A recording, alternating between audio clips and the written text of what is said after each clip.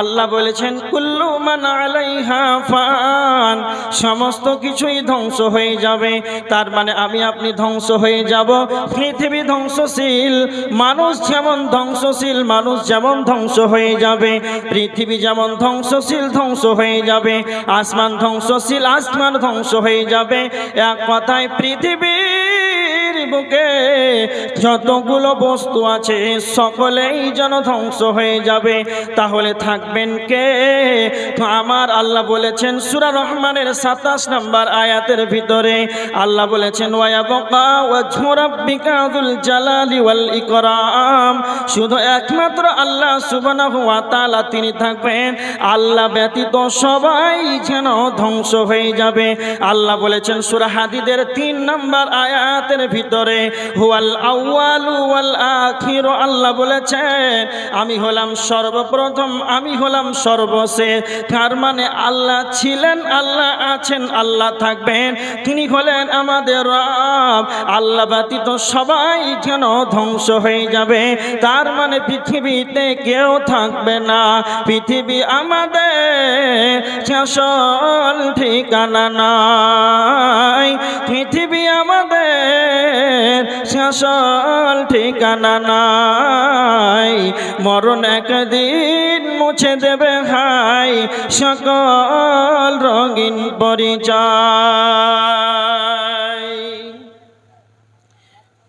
পৃথিবীটা আমাদের থাকার জায়গা নাই, আমাদের মৃত্যু হলে সব রঙিন পরিচয়টা মুছে দেবে। মাইকম্যান কে আছে? মাইকম্যান কে গো? বক্সে সাউন্ড হয় নাকি? আওয়াজ টানতে টানতে কমিয়ে শেষ করে দিয়েছে। এবার দেখেন, আমি যতদূর আলোচনা করলাম পৃথিবীর একটা নির্ধারিত সময় আছে, পৃথিবী একদিন শেষ হয়ে যাবে, এতটুকুর আলোচনা করলাম। এবার দেখেন পৃথিবী তো ধ্বংস হবেই, তো কিয়ামতটা কখন হবে? এখানে যতগুলো মানুষ আছেন কেউ বলতে পারবেন কত সালে হবে? কেউ বলতে পারবেন? তো বৈজ্ঞানিকরা গবেষণা করে বলেছিলেন যে 2012-তে কিয়ামত হবে, আপনারা শুনেছিলেন? কিছুদিন পর পর আপনার খবরে শুনছেন ইউটিউবে ফেসবুকে, আর বেশি দিন না, সামনে 2028-এ দিয়েছে যে হতে পারে। কিয়ামত কখন হবে এটা কারো বলার ক্ষমতা নাই। আল্লাহর নবীকে মক্কাবাসীরা নবীজিকে প্রশ্ন করতেন, হে নবী মুহাম্মদ আপনি বলুন কিয়ামত কখন হবে? সূরা আরাফের 187 নম্বর আয়াত, ইয়াসআলুনাকা আনিস সাআতি আইয়ানা মুরসাহা, হে নবী আপনি বলেন কিয়ামত কখন হবে? তো নবীজি বলছেন, হাদিসের ভিতরে এসেছে নবীজিকে যেমন প্রশ্নকারীরা প্রশ্ন করে যে আপনি বলেন কিয়ামত কখন হবে, তো নবীজি বলেছিলেন তোমরা যেমন জানো না যে কিয়ামত কখন হবে, তাই আমাকে তোমরা প্রশ্ন করেছো। কিন্তু প্রশ্নকারী যেমন জানে না, আর যাকে প্রশ্ন করা হচ্ছে সেও বলতে পারবে না। তার মানে নবীজিকে যে প্রশ্ন করা হচ্ছে কিয়ামত কখন হবে, তো নবীজি নিজেও জানতেন না কিয়ামত কখন হবে। তখন আমার আল্লাহ ওহী নাজিল করলেন সূরা আরাফের 187 নম্বর আয়াত, হে নবী মুহাম্মদ তুমি বলে দাও কুল ইন্নামা ইলমুহা ইনদা রাব্বি, কিয়ামতের জ্ঞান স্বয়ং আল্লাহর কাছেই রয়েছে, কে ব্যাপারে কারো জানা নাই। তার মানে কিয়ামত কখন হবে এটা কারো বলার ক্ষমতা নাই। আল্লাহ নবী তখন তাদেরকে বলে দিলেন কোরআনের আয়াত, কুল ইন্নামা ইলমুহা ইনদা রাব্বি, এই কিয়ামতের জ্ঞানটা স্বয়ং আল্লাহর কাছেই রয়েছে।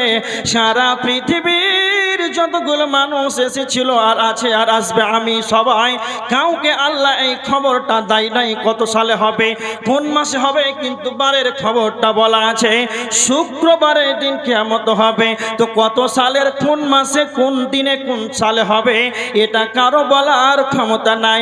আর একটা প্রমাণ দেন সূরা লুকমানের 34 নম্বর আয়াত, আল্লাহ সুবহানাহু ওয়া তাআলা বলেছেন ইন্নাল্লাহা ইনদাহু ইলমুস সাআ, কিয়ামতের খবর স্বয়ং আল্লাহর কাছেই রয়েছে। খুব ভালো করে শুনে নেন, পাঁচটা জিনিস পৃথিবীর কারো বলার ক্ষমতা নাই, পাঁচটা জিনিস পৃথিবীর কালো বলার ক্ষমতা নাই। কিয়ামত কখন হবে এটা কেউ বলতে পারবে না, কখন বৃষ্টি হবে এটা কেউ বলতে পারবে না, মহিলাদের রেহমে সন্তান ছেলে নামে এটা কারো বলার ক্ষমতা নাই। নাম্বার 4, আগামীকাল কি উপার্জন করবে কি খাবে এটা কারো বলার ক্ষমতা নাই। নাম্বার 5, বাবা তাদের ইনাফসুম বিআই আরদিন তামুত, আগামীকালকে কোথায় মরবে, আমি আপনি কোথায় মরব, কোন জায়গাতে মরব এটা কারো বলার ক্ষমতা নাই। তার মানে এই পাঁচটা জিনিস পৃথিবীর কেউ জানে না। তো আমার আল্লাহ বলেছেন কোরআনের ভিতরে সূরা আল আনআম, সূরা আল আনআমের 59 নম্বর আয়াতের ভিতরে আল্লাহ বলেছেন ওয়া ইনদাহু মাফাতিহুল গায়বি লা ইয়ালামুহা ইল্লা হু, আমার আল্লাহ বলছেন অদৃশ্যের চাবিকাঠি স্বয়ং আমার কাছেই রয়েছে। তার মানে গায়েবের খবর আল্লাহর কাছেই রয়েছে, গায়েবের খবর বলার পৃথিবীর কারো ক্ষমতা নাই। গায়েবের খবর কারো বলার ক্ষমতা নাই। এইগুলো নবীজিকে প্রশ্ন করতেন, মক্কাবাসীরা তো বলতে পারতেন না, নবীজি তিনি বলতে পারেননি, তো এখনকার বৈজ্ঞানিকরা পারবে? এইদিকে অত গল্প না, খুব ডিস্টার্ব করছেন। আমি আলোচনা করবো, একটাও যেন কথা না হয়, চুপচাপ শোনেন, ডিস্টার্ব করলে লাইন কাটা যাবে। একদিক থেকে বলছি, তাহলে কিয়ামত হবে আপনারা বিশ্বাস করছেন? কথা বলেন না কেন? তাহলে কিয়ামত হবে এটা আপনার সবাই বিশ্বাসী? জি অবশ্যই, এইদিকে দেন, সবাই বিশ্বাসী।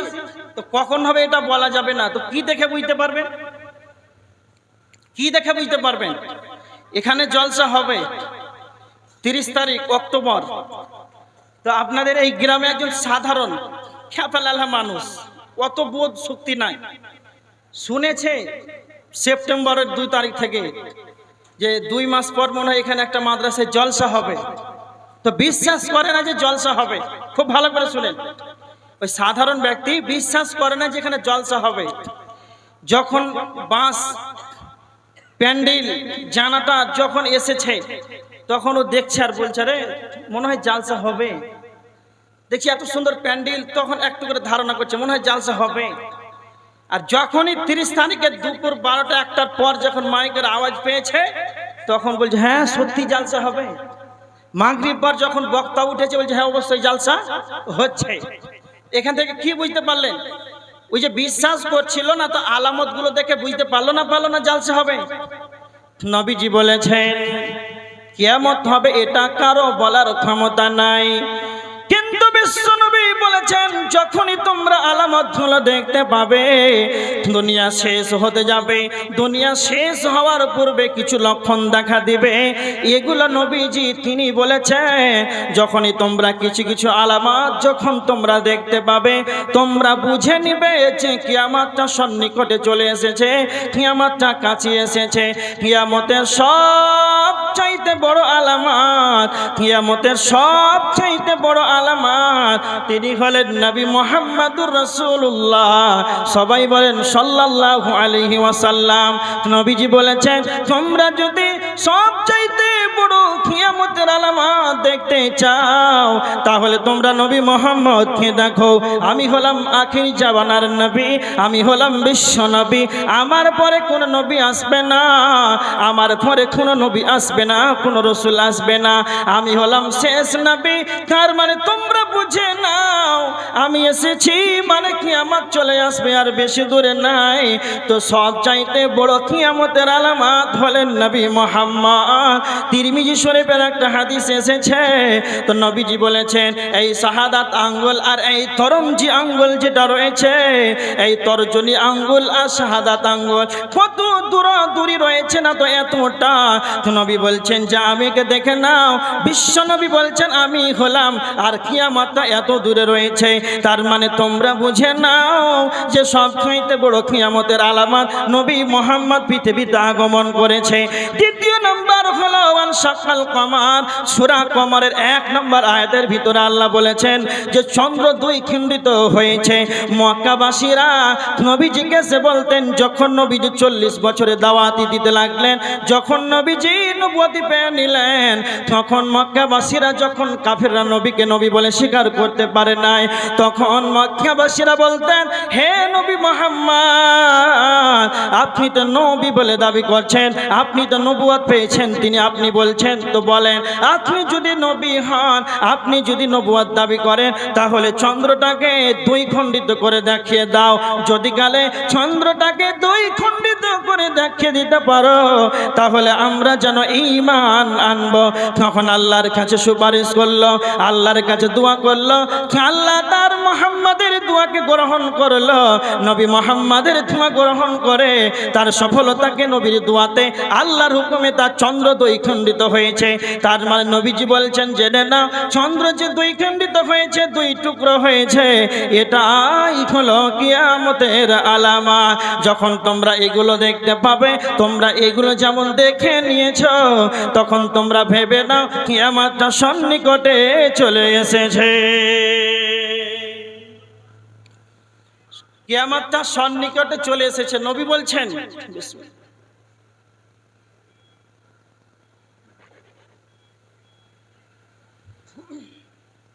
এবার দেখেন আর কি দেখতে পাবেন।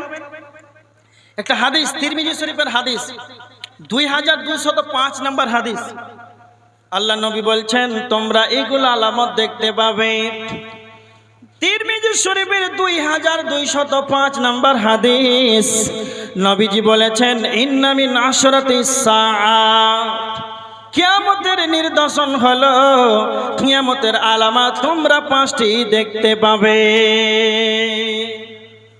1 নম্বর হলো আইয়ুরফাআল ইলম ওয়া ইয়াযহারাল জাহাল ওয়া ইয়াফশুস জিনা ওয়া তুশরিবাল খুমুর ওয়া ইয়াকসুরান নিসা ওয়া ইয়াকিল্লার রিজালু হাত্তা ইয়াকুনা লিখামসিনা ইমরাতান কাইয়িবুন ওয়াহিদুন। আল্লাহর নবী বলেছেন, কিয়ামত কখন হবে এটা কেউ জানে না, তবে এই 5টা জিনিস তোমরা কিয়ামতের আগে দেখতে পাবে। 1 নম্বর, মূর্খতা বেড়ে যাবে। আইয়ুরফাআল ইলম, ইলমটা যখন কমে যাবে, শিক্ষা উঠে যাবে। আর ওয়ায়াযহারাল জাহাল, যখন মূর্খতা বর্ষণ হবে, যখন মূর্খ বেশি বেশি যখন বাড়বে, তখন এখন বর্তমান প্রত্যেকটা বাড়িতে মাধ্যমিক পাস, উচ্চ মাধ্যমিক pass, BA pass, MA pass. তার মানে আমাদের গ্রামে, আমাদের এলাকায়, আমাদের মহল্লাতে মনে হচ্ছে যে শিক্ষিতর হার বাড়ছে, আর নবীজি বলেছেন শিক্ষিতর হার কমে যাবে। তো নবীজি কি মিথ্যা কথা বলেছেন? যে না, ওই শিক্ষাকে নবীজি না কাজ করেছেন। ওই শিক্ষা নয়, যেই শিক্ষা আপনাকে চাকরিতে, এসএসসিতে বসার যোগ্যতা দিল, আর আপনি যখন ট্রেন থেকে নামলেন, তখন আপনি দাঁড়িয়ে দাঁড়িয়ে তখন পেশাব করবেন, স্কুলে যাবেন, কলেজে যাবেন, বাজারে যাবেন, এমন শিক্ষা অর্জন করলো তাকে দাঁড়িয়ে দাঁড়িয়ে পেশাব হতে বাধ্য করে। মানুষকে সালাম দেয় না, মানুষের সঙ্গে ভদ্র আচরণ করে না, মানুষের সঙ্গে ভদ্রতামূলক আচরণ করে না। তার মানে এমন শিক্ষা যে তার নিজের মা বাপ যখন মারা যাবে, নিজের মায়ের জন্য দোয়া করতে পারবে না, রব্বির হামহুমা কামা রাব্বায়ানি সাগীরা, এগুলো দোয়া যখন বের হবে না। তার মানে এমন শিক্ষা নয়। তারপরে দেখেন সর্বশেষ যেটা কথা হলো, এমন শিক্ষা অর্জন করলো, সেই শিক্ষা নিজেকে জাহান্নাম থেকে বাঁচাতে পারলো না, তাহলে এই শিক্ষা কোনোদিন নিজের সফলতা আনতে পারে না। নবীজি বলছেন, যখন শিক্ষা উঠে যাবে, এটা হলো কিয়ামতের আলামত, মূর্খতা বর্ষণ হবে। জেনা বেশি বৃদ্ধি পাবে, জেনা হার করে জেনা বাড়বে। আজকে দেখেন 30শে অক্টোবর আপনাদের মাদ্রাসায় জলসার আয়োজন করেছেন। এত সুন্দর কোরআন মাহফিলের একটা মাহফিল, যেখানে অনেক ওলামা ইকরাম দূর দূরান্ত থেকে আলোচনা করছেন। আর এখানে একটা জেনার কারখানা খোলা হয়েছে, ডান দিকে দেখতে পাচ্ছেন। এই ডান দিকে এটা হলো জেনার কারখানা, এটা বাজার নয়। নারী পুরুষ পুরুষ যুবক যুবতী যে ধাক্কা মেরে চলছে একে অপরে যেন এখানে আপনারা কোরআনের আলোচনা শ্রবণ করছেন। আর যারা যুবক আছে, যারা যুবতী আছে, আপনি বাজারে যান, মেলাতে যান, এখন রাস্তাঘাটে যান, তারা নিজেকে মনে হচ্ছে যে তাদের জন্য রঙের আড্ডাখানা খোলা আছে। তারা বাজারে গিয়ে এখন একে অপরে ধাক্কা মেরে চলছে। একটা কথা মনে রাখবেন, একটা মহিলাকে উলঙ্গ করে জেনা করা শুধু এটাই মনে হয় আমরা ভাবি জেনা, জেনা এটাই জেনা নয়, এটা তো জেনা সব চাইতে এগুলো বড় জেনা। তো জেনা যে রাস্তাতে হয়, মেলাতে হয়, যেখানে জেনা হচ্ছে তো সেখানে হাতের জেনা হচ্ছে, পায়ের জেনা হচ্ছে, সেখানে চোখের জেনা হচ্ছে, হাতের জেনা হচ্ছে। তার মানে দেখেন, কর্ণের জেনা হয়, চোখের জেনা হয়, হাতের জেনা হয়, পায়ের জেনা হয়, ব্রেনের স্মরণ শক্তির অন্তরের জেনা হয়। তার মানে বাজারে যেগুলো জেনা হচ্ছে, হাতের জেনা হচ্ছে, পায়ের জেনা হচ্ছে, চোখের জেনা হচ্ছে, তার মানে এটাই নবীজি বলেছেন কিয়ামতের আলামত যখন তোমরা দেখতে পাবে রে ওয়ায়াফশু জেনা, জেনার সংখ্যা বেড়ে যাবে। মানুষ জেনাকে জেনা মনে করবে না, কেমন জেনা বৃদ্ধি হয়ে যাবে। যেমন একটা ষাঁড়, যেমন গাভীর সঙ্গে মিলামিশা করে, ওর পাশ দিয়ে যদি আমি আব্দুল কাইয়ুম যদি যায়, আপনাদের মাদ্রাসার হেড মাওলানা যদি যায়, আপনাদের মাদ্রাসার জলসার সভাপতি যদি যায়, আপনাদের গ্রামের যদি এমএলএ এমপি যায়, প্রধান যায়, মেম্বার যায়, ষাঁড় যদি গাভীর সঙ্গে মিলামিশা করে তাহলে তাকে লাজ লজ্জা লাগবে না? কার পাশ দিয়ে কে গেল না গেল ওটা তার দেখার নাই। পুরুষ যেমন পশু যেমন বুঝে না, তার মানে নবীজি বলেছেন কিয়ামতের আলামত হলো নারী পুরুষ ব্যভিচার করবে, নারী পুরুষ অবাধ মিলামিশা করবে মানুষের সামনেই পশুদের মতো। এদের লজ্জা বলে কিছুই থাকবে না, এদের হায়া থাকবে না, এদের শরম থাকবে না। এরা রাস্তাতে চলবে, ট্রেনে যাবে, সফরে যাবে, যেখানে যাবে, এরা সম্মানজনক পরিস্থিতি নয়, এরা অবাধ মিলামিশায় প্রেম প্রীতিতেই ব্যস্ত থাকবে। এটাই নবীজি বলেছেন। নাম্বার 4 নবীজি বলেছেন ফাতুশরিবাল খুমর, মদ্যপান বেড়ে যাবে, মদ বেশি বেশি করে মদ খাবে। তার মানে আগেকার যুগে দেখবেন মানুষ জঙ্গলে গিয়ে মদ পান করতো, তাকে লজ্জা লাগতো, তাকে হায়া লাগতো। আর এখন সরকার গ্রামের মধ্যে, টাউনের মধ্যে মদের লাইসেন্স দিতে শুরু করেছে। গ্রামের মানুষ এখন ব্যাপক হারে প্রকাশ্যে মদ পান করেছে। নাম্বার 5 নবীজি বলেছেন ওয়ায়াকসুরান নিসা, মহিলাদের সংখ্যা বেড়ে যাবে। এতই মহিলাদের সংখ্যা বেড়েছে, আপনি রাস্তাতে যান, ট্রেনে যান, অটোতে যান, বাসে যান, যেখানে যাবেন শুধু মহিলার মহিলা, মহিলার মহিলা। মহিলাদের সংখ্যা কতটা বাড়বে? ওয়ায়াকিল্লা রিজালু হাত্তা ইয়াকুনা লিখামসিনা ইমরাতান তাইয়িবুন ওয়াহিদুন। আল্লাহর নবী বলেছেন 50 জন মহিলা হবে আর 1 জন পুরুষ হবে। তখন তোমরা ভেবে নেবে কিয়ামত তোমাদের সন্নিকটে চলে এসেছে।